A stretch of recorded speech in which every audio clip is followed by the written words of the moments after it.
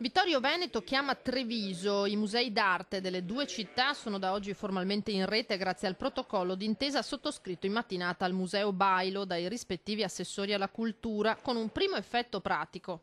Per ora l'idea di poter acquisire un biglietto ridotto entrando in un museo di Treviso per poter visitare i musei di Vittorio e viceversa. Ticket scontato quindi per chi visiterà entrambe le città. Nelle capitali europee, ha ricordato l'assessore trevigiano Franchin, risulta normale prendere una metropolitana per visitare un museo a 30 km di distanza.